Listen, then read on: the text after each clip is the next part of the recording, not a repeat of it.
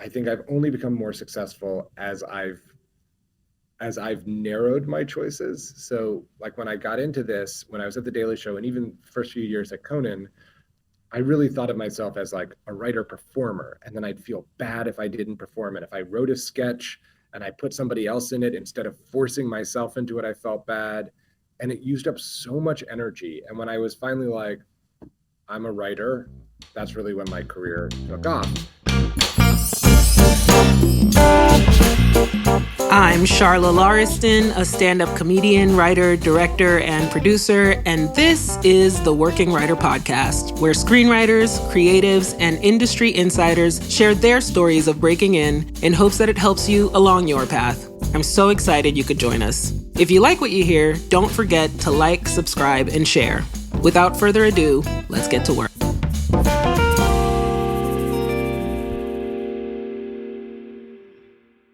Hello and welcome back to the Working Writer Podcast. Thank you so much for joining me once again. If you're watching this on YouTube, then you can see I'm in a new space and hopefully I'll be back in this space again. But I'm in the space because it's a very special episode today. My guest is Dan Goor, the co-creator of Brooklyn Nine-Nine and the executive producer of Grand Crew, and just a great guy.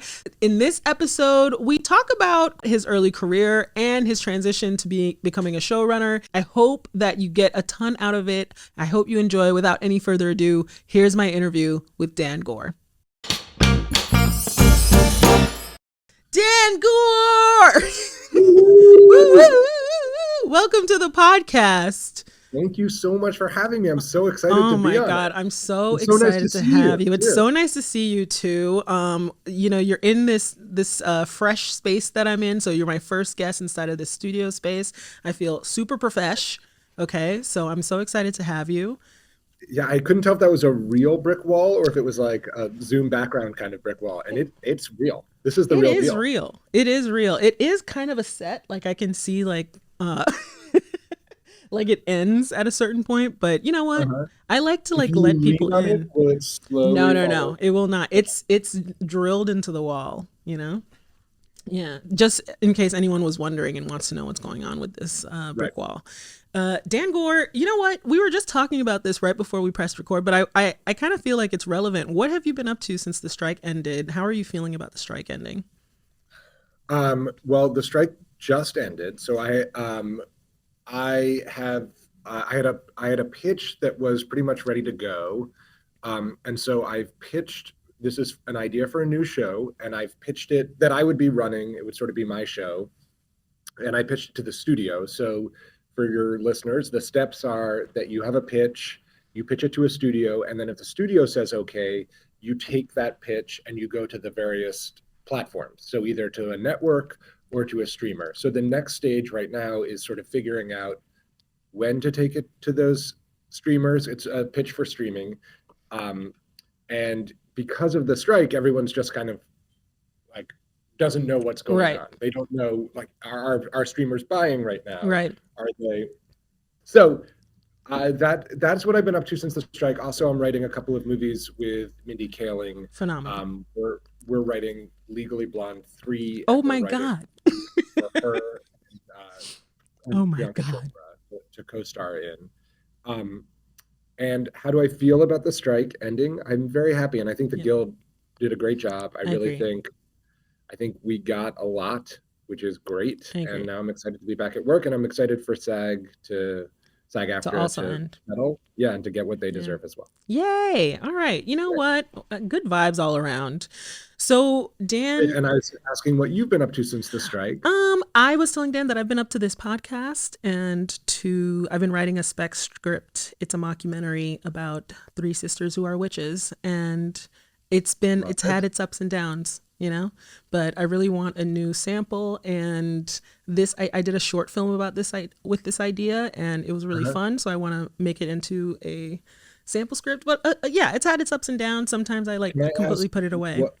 What do you mean by ups and downs? Like what? So yeah, you know, is it some days are fun to write and it seems to be going well, and then some days you're not getting it out, or are you writing a draft and you're like, I don't like that?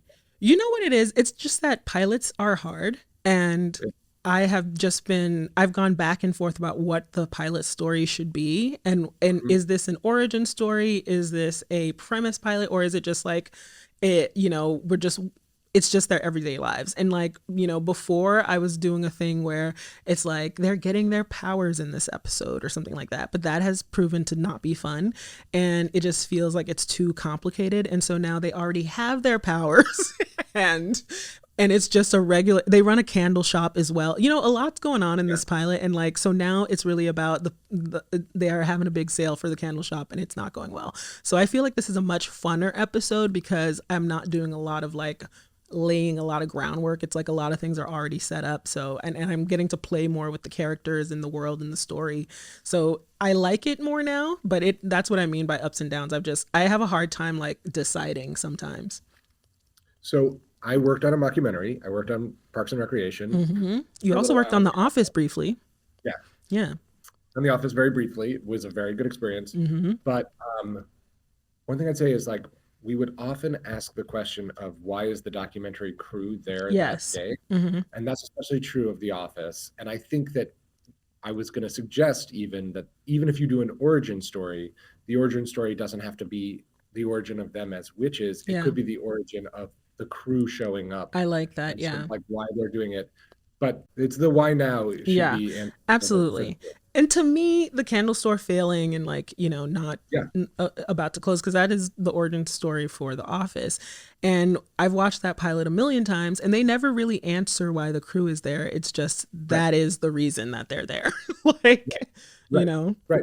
yeah. Yeah, So, but but I the appreciate reason that. that they're there is because there's something significant happening in the Exactly. office. Right. Yeah. But it would be weird if there were a crew there for the moment that got their powers, because why would the crew know to be there? Right. Absolutely. Um, Although, if you can make that works too. Whatever works, works. yeah. Well, we're going to see because now I'm rewriting it and we're going to see what's actually happening.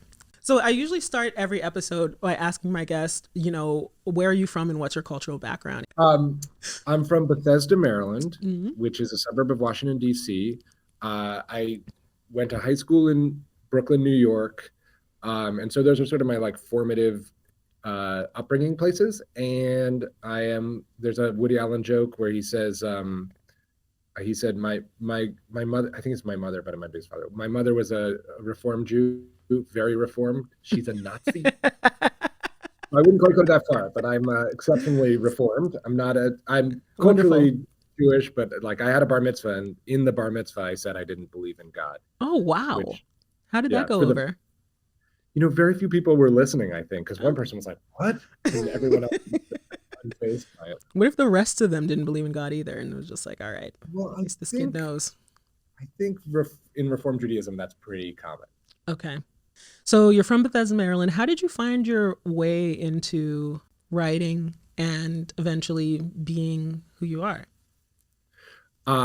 So it's interesting because I am the father to two daughters, and they both love writing, and they're both incredibly funny. And my younger daughter is like a real performer, and so it's kind of funny to see it happening from outside. Not that they'll necessarily go into this field in any way, but I was a person who was all I wanted to do was make people laugh, and I did theater. I did theater both comedically, and I was like very into the theory of theater, and starting in like seventh and eighth grade, I would like Wow. read about Stanislavski, and I wanted to be a very serious actor, but I also wanted to be really funny. Um, and I would do sketches with my brother. We had a video camera, and we would do sketches together all the time. And like did a televangelist preacher. I mean, if any of these things were found, it would be like the end of me. But um, then I went to school, and I did a lot of improv in college, and I did sort of improvisation based plays, and I also did serious plays. I was actually in a very serious play called Rhinoceros with this guy Chris Terrio, and Chris Terrio is the guy who ended up writing that movie Argo. So I Oh, think he's won wow. an Oscar, and he like got so in character that he punched me in the face.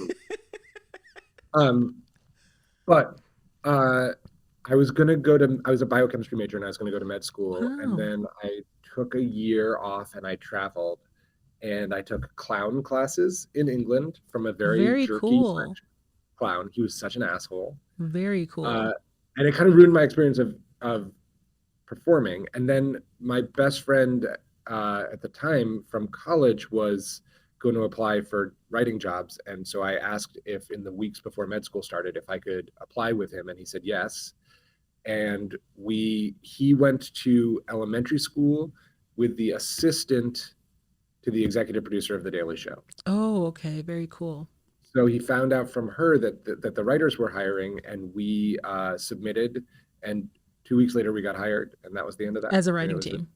as a writing You and team, and we Terrio. were a Yeah. team for 3 years at The Daily Show, and we were hired. This was right before Jon Stewart got there, and then for the first basically 2.5 years of Jon, and then I left that. I ended up going to Conan, Mm-hmm. where I was for 5 years, and then I went. I got hired to be on the Untitled Mike Schur, Greg Daniels show, Mm-hmm.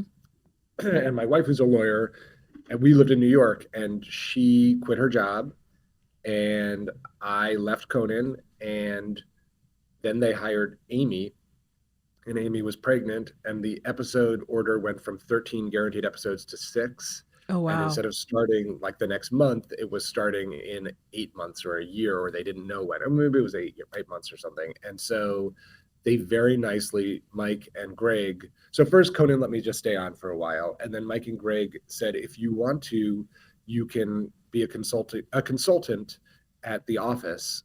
And so I went to the office for a few months, and it was great. It was like a Mm-hmm. unbelievable. It was such an incredible writing staff, and it was the best job I've ever had because there were zero stakes. I was just there really to learn, and so I really learned how to do like how to write talking heads, and I watched as they broke stories, and I learned a lot about structure and breaking stories and creating scenes. And then when I went to Parks and Rec, I had this tremendous leg up because I basically had this training program beforehand At the um, office. at the office. And then Mike Schur and I knew each other very well, so I had a real shorthand with him. And then by the end of the first season, second season, I was kind of the number two on the show. Okay. And so and then so Mike and I was there for 5 years. I wrote a pilot in the middle of that because Parks was, no one remembers this, but Parks was a real bubble show. Yeah. And so we did 6 episodes the first season. Then we did 24 episodes. Then Amy got pregnant again. And so we did 6 episodes right away. As in, like there was a 1 week break. So we did 30 episodes Damn. effectively. And then she had her kid, and then they only picked us up for 10 episodes, I think. This is so many numbers. But the point is, it seemed like it wasn't going to get picked up. So I did a pilot called Family Practice, which I wrote as a single camera, but they picked it up as a multi-camera. And but it was great. And Okay. that was a good experience. And then after that, came back to Parks, and Mike, they didn't pick up the show to a series, obviously. And then Mike said, hey, do you want to create something together? And so we came up with Brooklyn Nine-Nine, created Brooklyn Nine-Nine, and then that was on the air for 8 seasons and 153 episodes. Fantastic. Get those residues from that over 100 episodes. So I want to go back because you gave us the big picture of your career, but I have some tea that I learned from. Do you know what tea is, Dan? Yeah, gas, Of course. gas. Thank you so much. My husband still doesn't know what tea is, which is unbelievable. But Really? yeah, he will just tell me any information. I'm like, that's not tea. That's just information. Like it needs to be gas, hot gas. Anyway, I don't even think this is even that much tea, but so I was listening to a podcast that you were on, and you talked about applying to law school after you were on The Daily Show, or after Carson Daly, you worked on that show for a little bit too as well. And so I really want to know, because that to me is that's juicy. That is juice tea. Okay. And I want to know where your head was at that time, because I had a similar experience after my first writing job. I didn't get invited back, which I think is a very common thing. It happens all the time, and it's not anything that anyone should feel bad about. I didn't get invited back, and I didn't know what to do. I went and got a temp job because I just didn't know what was going to happen. And I just thought it was really interesting that after you worked on a quite a big show like The Daily Show, you were like, I'm going to apply to law school. And you just still felt that level of insecurity about your future in the industry. So I kind of wanted to know about that time. Yeah. And, what was your mindset when it came to making a career out of writing? So when I told my resume, I skipped that in between The Daily Yes. Show and Conan, I worked on Last Call with Carson Daly. And so it was a brand new show. And I'm not really a music person. I wasn't a TRL person.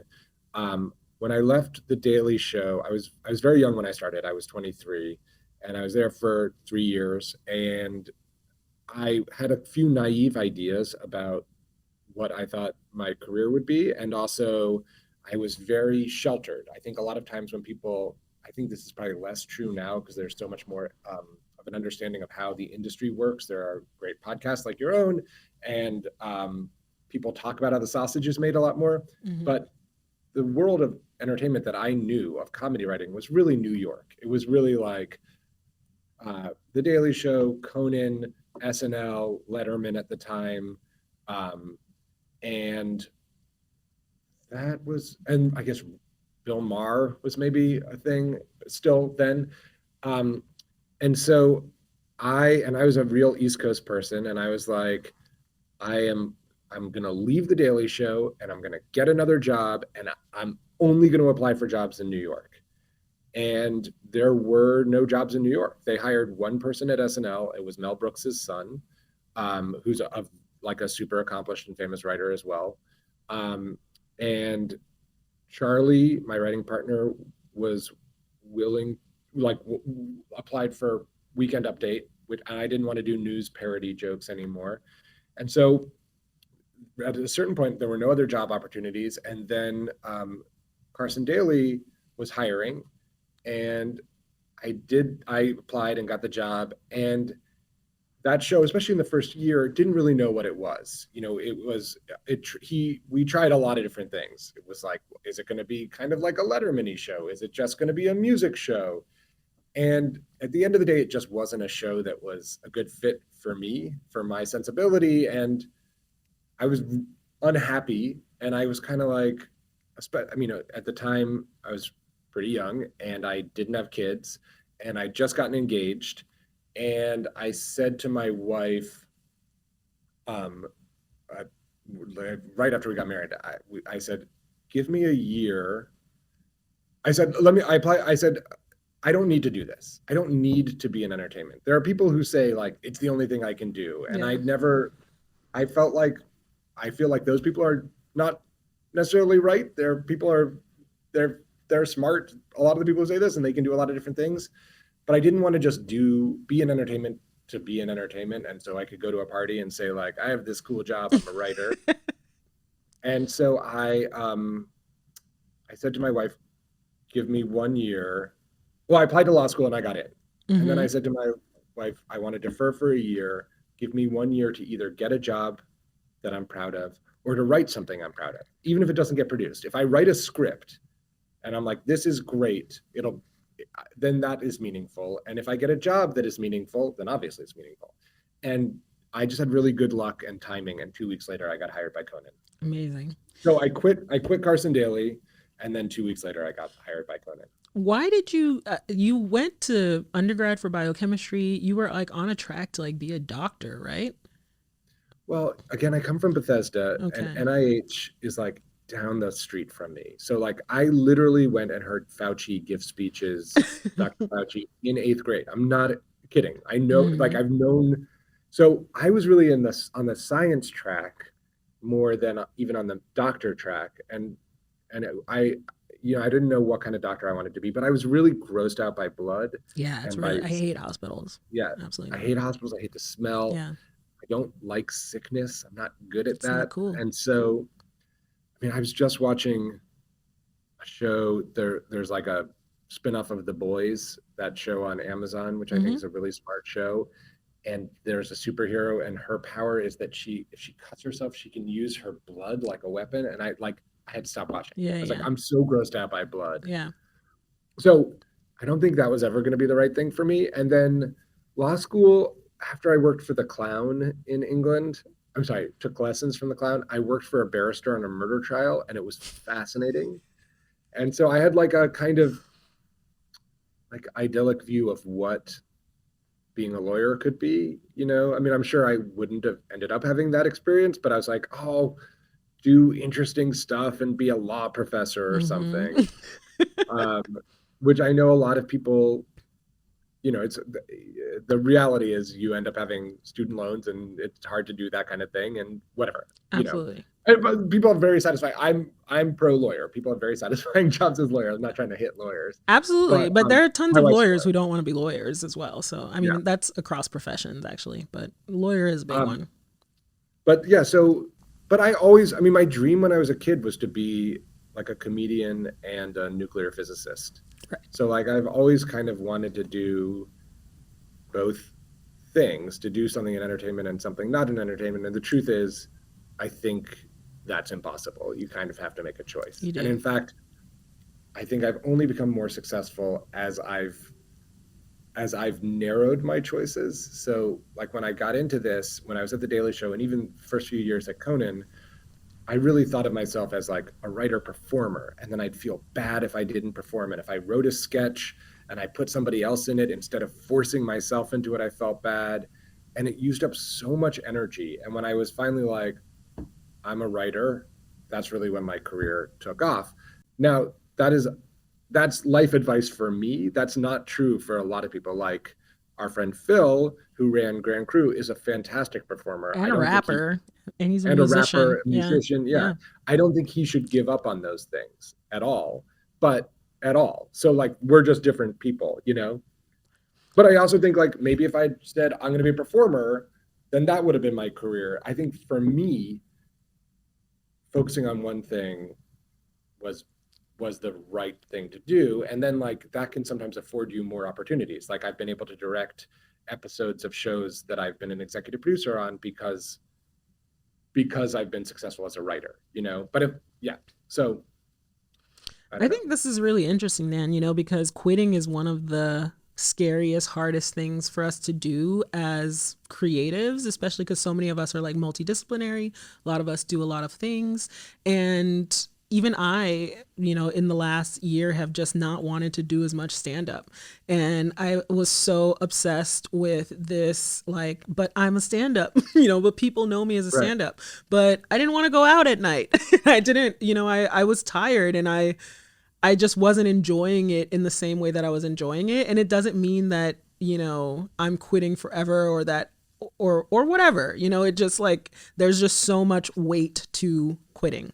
But it sounds like, I mean, it doesn't even just sound like that. I personally know that when you focus on things, when you quit something, it's kind of like you're choosing something else. It's basically like having to make a hard choice, which is hard, but at the same time, I think sometimes knowing why we're making the choice, like the fact that I'm staying because of I'm afraid what people will think of me, this is not Right. to me a good enough That's reason. not right. That's Yeah, not a productive it's reason not to a make a productive choice. reason. Yeah, But and also to acknowledge that things ebb and flow, and yeah, creatively things ebb and flow. You might be in a like a writer mindset, and right. then you might do that for a while, and then you might say like, oh no, I need to be performing, and I need to be performing.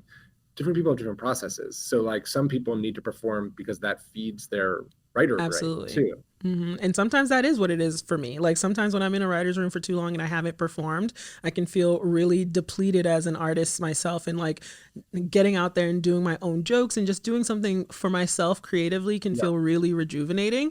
But it doesn't need to be something that, it doesn't have to be my identity. That's really what it is. I feel like Yeah. as writers, as performers, sometimes it like kind of becomes our identity. And it's really hard to step away or step back because you feel like you're losing your entire personhood, which can be scary, but I think cool. Here's another thing that I think is interesting about you, Dan, is that I felt like when I was like listening to this podcast about you leaving or wanting to be a lawyer or about like applying to law school, which is a process in itself. So that means that you were quite serious about it for quite a while. It takes a while. And it made me wonder, like, if you have kind of like an immigrant mindset, because like the immigrant mindset is that we have to have a job. Like, I don't care That's what it interesting. is. We need to have a job. We can't be jobless.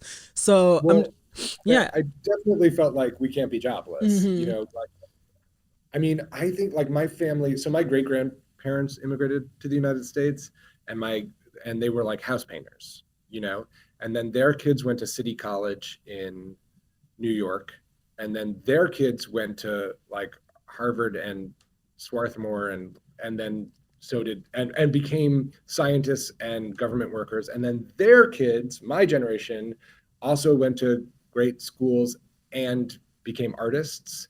And I think that's sort of like the idyllic like immigrant journey in America. It's like this little like so it's just funny because like I don't think of myself having an immigrant mentality, but I definitely think of myself as like this part of this lineage of of of immigrants. And I didn't know my great grandfather, but like my grandmother was a very big part of my life.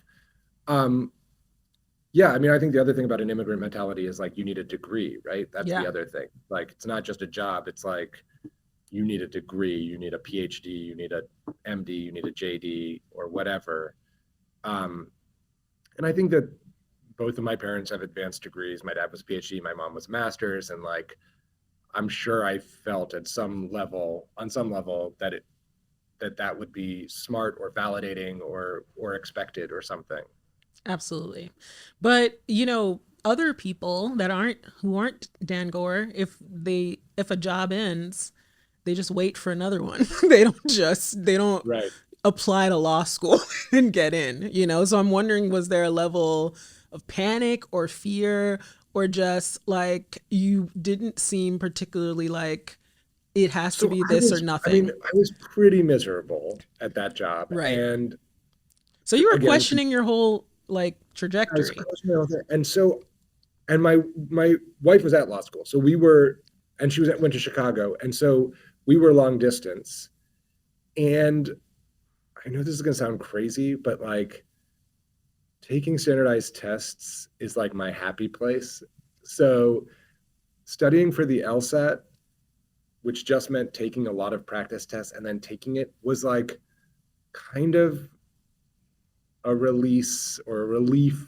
And so it was, or therapy. It was like therapeutic in some way. It was like so much about working on that show at that time was they didn't know what the show was. I didn't know what the show was. And I didn't have a metric for whether or not I was doing a good job. And I didn't feel like I was. And so taking a standardized test where it could be like, here's 180 points and you got a 177 or whatever is like, here, you got this one right. You got this one wrong. There are answers. I think that one of the hardest things about what we do is there really aren't answers, which is why you can talk about your pilot and be like, it's up and down, because there are no answers. And even when it's right, it's who knows if it's really there could be something that's righter, you Right. know?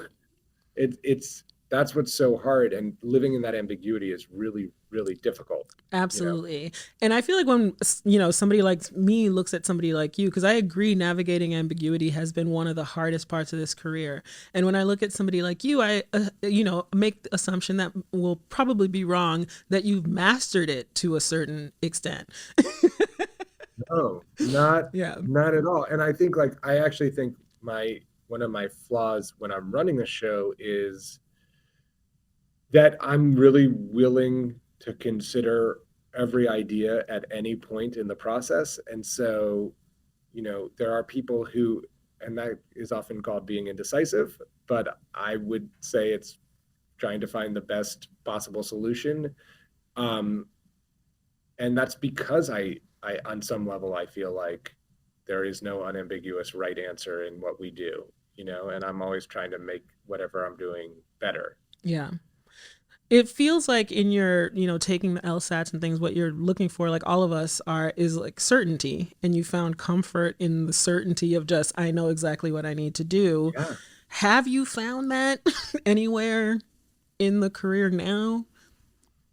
Um, that's interesting. I mean,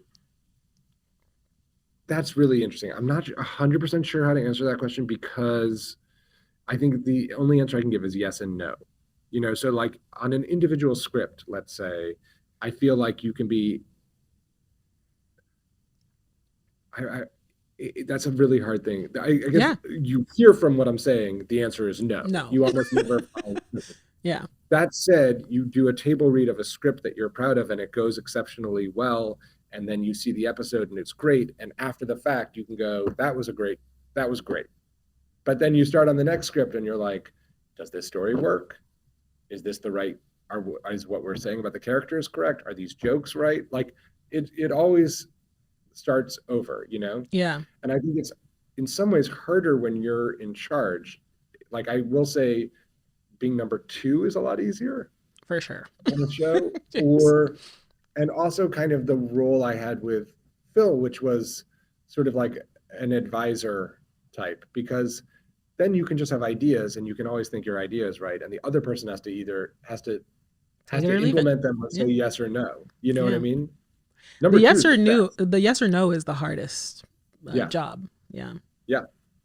Do you feel like writing is still hard? Do you think it's any easier after you've been doing it after all these years?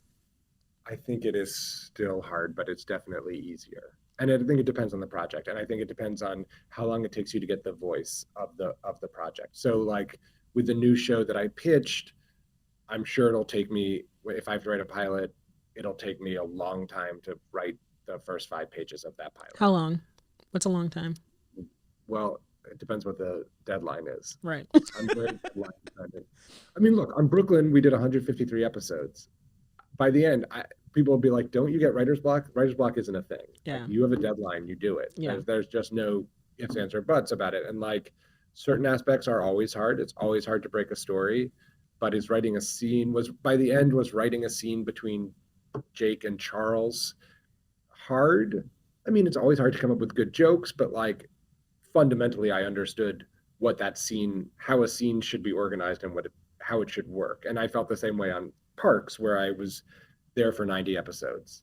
If you gave me like the log line of what a scene was, I could bang out a B plus with no problem. And to get an A plus might be really, really hard. But to Hmm. get a B plus on a thing you've worked on for so long, I think is not necessarily hard. Right. You just get into the, you know, Yeah.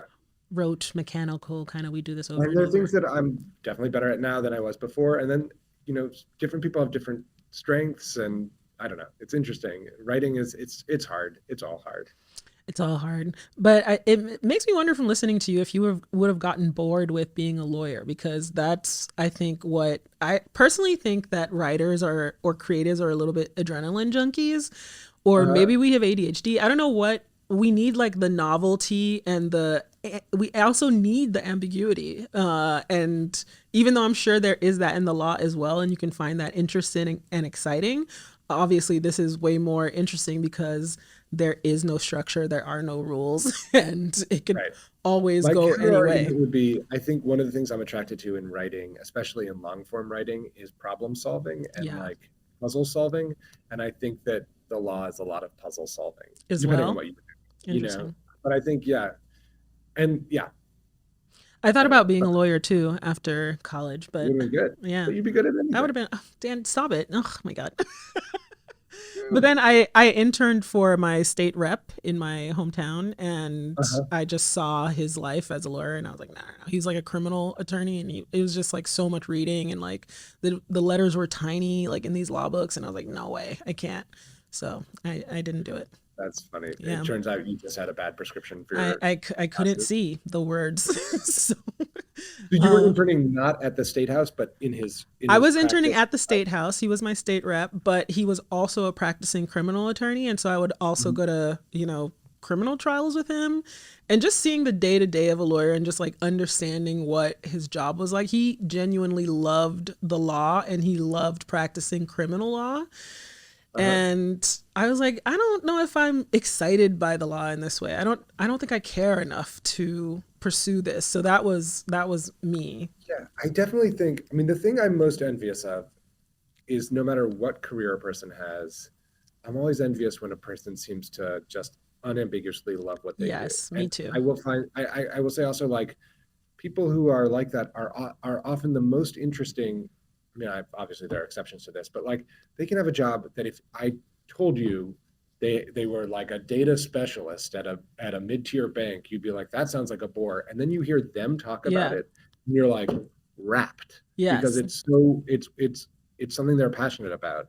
I agree. I'm jealous of people who are like that. I think that it is not, obviously it's not about what you're doing, it's the person. And I don't know Yeah. how they became that kind of person, but I wish I had that stuff, whatever they have.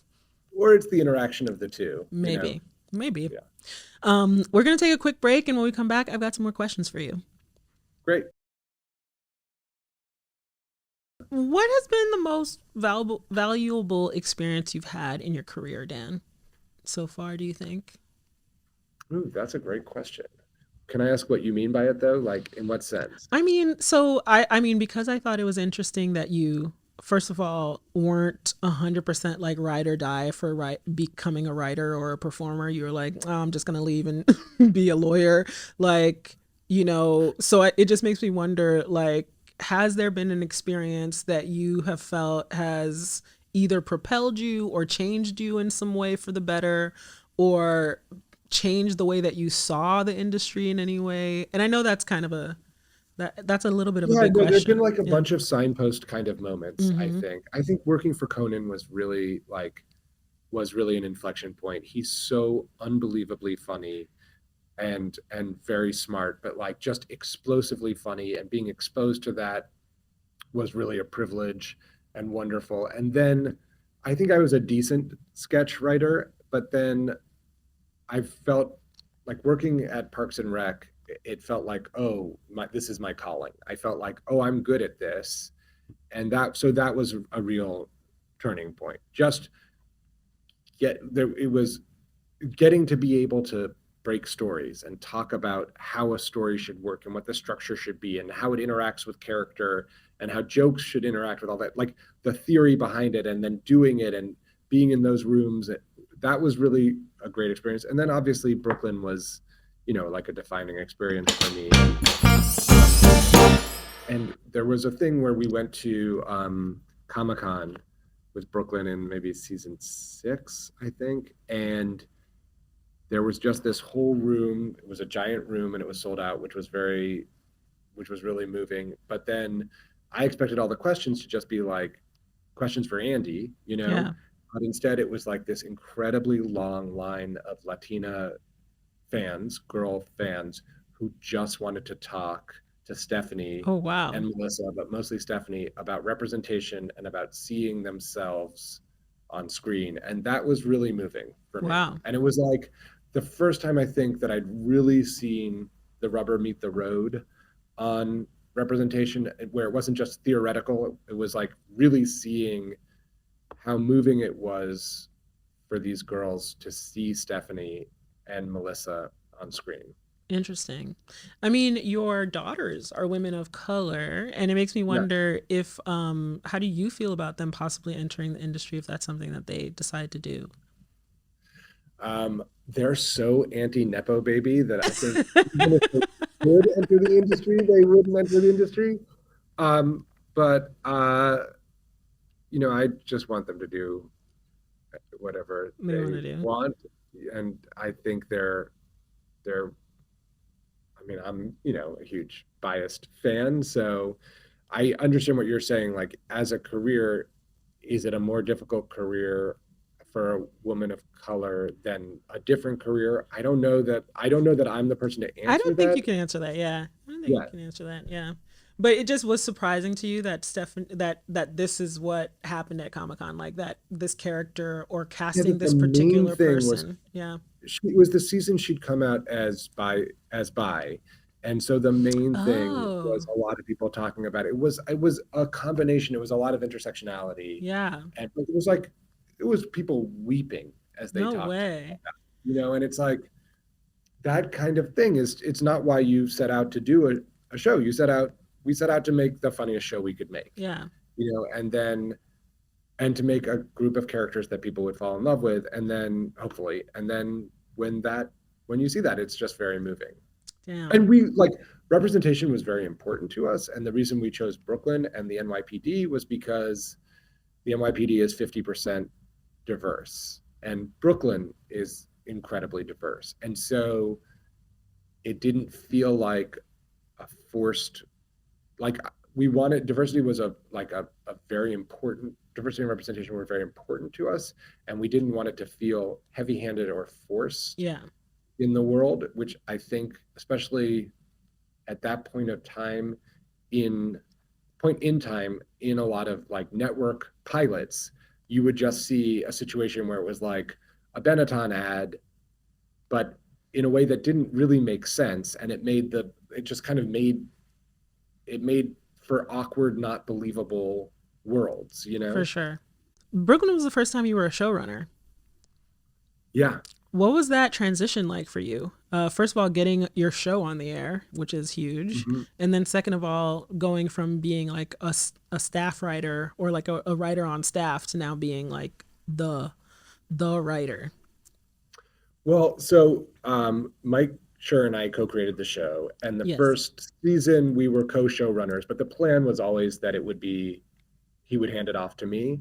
So I will say that I had, exceptional training. Mike's one of the best showrunners there is, and one of the best writers there is, period. It was incredibly exciting to get the show on the air. Mike was a pretty hot commodity at the time, and I think the show was a very natural idea.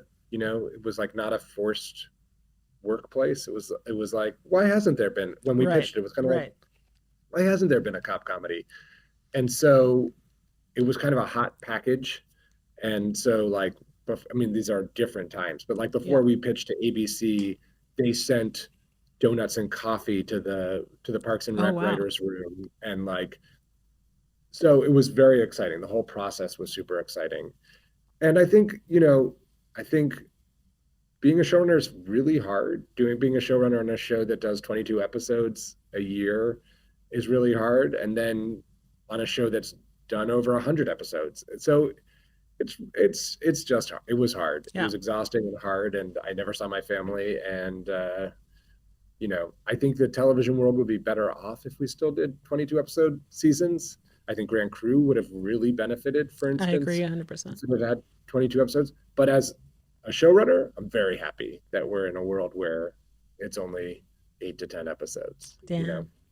That's a real conflict right there because you're right. It It's is. true. But I think Yeah. it also depends on the show. Obviously, for a streaming show, it's different. I think for a network broadcast show where you want to hang out with the characters and you want to feel like you're a part of the family, then it needs to go. It's like 30 episodes before anyone feels they know everybody. Yeah. And so and if you do 30 episodes, but only 10 episodes at a time, then it's like 4 years before you're in episode 31. You kind of need, that's why often people will be like, oh, The Office, the first season wasn't great, or Parks. And then often when they go back and watch it, they're like, you know what? It's a lot better than I thought. And that's because they know the characters now, Right. Yeah. So, yeah. But for the right kind of streaming show, I mean, like Barry, I think Barry doing 100 episodes or 20 Would be episodes a season would crazy. be like exhausting for the Yeah. audience. Yeah, that would be crazy. There is this real sense, after I became a writer in the industry, that you kind of have to be somewhat of a business person as well. Like, it's helpful to you to have a business sense. It helps you not personalize rejections. It helps you think in a more strategic way in terms of like the way that, what you do with your time and like what you pursue. So I wonder, you said, I'm just curious if you feel that is true and if you had to make that transition and what you kind of got from that. I think that is probably true. And I Mhm. think I've never been great at it. I think my wife is better at it. I think my reps are pretty good. But like, I made a lot of dumb decisions, I think. And I've still been incredibly lucky and ended up in a great place. And like, I think I've also done stuff that is good. I'm not saying that, but I'm not saying that, but you have to be so lucky. I think there are people who I know who have had much better business sense. I think staying in New York, insisting on staying in New York after leaving The Daily Show was dumb. It was just straight up dumb. That said, it allowed me to work at Conan, which was a great experience. Um, you know, I think there are a lot of little moments in my career where I'm like, oh, if I had changed this, maybe I would have made more money. In the end, it all worked out pretty well, but like, but that's luck. It's like if I had come out earlier, I wouldn't have gotten on a show with Mike, whom I knew and I had a shorthand with and with whom I work very well. So I might not have ended up creating Brooklyn. I might have just, who knows? Yeah. It's a sliding doors thing. So, but yes, that's all a way of saying I think it's good to be smart about business. I think it's also good to be good at math. I hate it when writers say, I'm a writer, I'm bad at math. And I'm like, don't say that, even if it's true, because I think that's how you get taken advantage of. And I see that all the time. I see that a lot. But like what kind of math, Dan? Like what like what math should writers be doing? I think it's good to be able to read a graph. Oh I mean, man. just stuff like that. Dan, when in your career have you had to read a graph? Like Um, like when you're looking at a budget, when you're okay. looking at like at at a statement, a profit statement, if Okay. there's going to be profits and stuff, I think yes, and I do think there have been times where I've done decent, smart business things, or asked for certain things, and I think and I think it's smart to learn. It's like, oh, on the last deal, I was only working 4 days a week, and then they changed it to 5 days a week. And I guess my contract allowed for that because nobody thought that the show could go from 4 days to 5 days. Next time, if I have a contract and the show's only 4 days a week, I'll say if it goes to 5 days a week, I get paid 25% more because I'm doing Okay. 25%. I didn't do that, but I'm just saying, like, Yeah, I like think you that's should an learn from example. that. Okay. Yeah. Okay. So that kind of math, like percents and graphs and things. Absolutely. Forget the Absolutely. math thing. You can Yeah. edit the math thing No, I'm out. just kidding. No, you should be able to add and subtract for sure. That's gonna be good for your career. Last question from me. If there's anything you would want to say to like a writer in these times that we're in, is there any kind of like advice or anything that you could, I guess, impart? Um, I mean, again, I'm like such an old person now. I hate to say that with my gray beard and everything, but so a lot has changed since I started. But I would say when I look at the people who are successful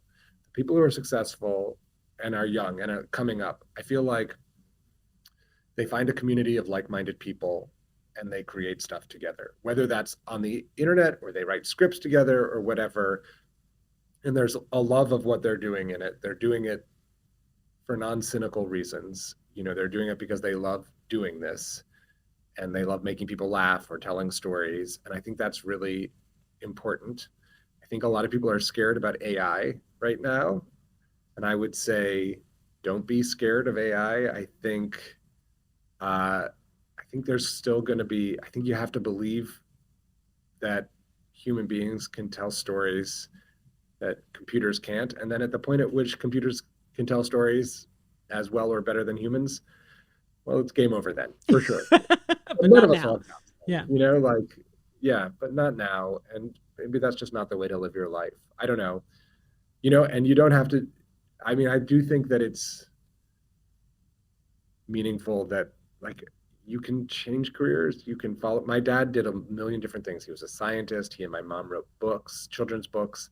They started the insect zoo at the Smithsonian Museum. Aw. Like, I think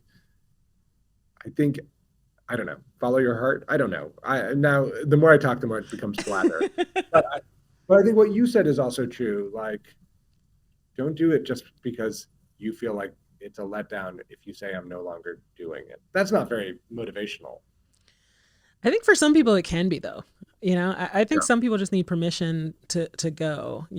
I was too scared to. ask anyone for permission. So eventually I just had to like make it okay with myself that there were certain things that it just didn't feel like the time to do certain things anymore. I think that's always something good to remind people of, that Yeah. you can always take a step back. It'll always be Don't there let your for work you. define you. You define your work. 100%. There we go. I'll let you go on that one, Dan Goor. Dan Goor, thank you so much for coming on the show. Much Thank you for appreciated. having You're the me. best. Thank you so You're the best. much. Thank you. I hope you enjoyed that episode with Dan Goor. That's it. That's all I got for you guys. Until next time, get out there, get to work.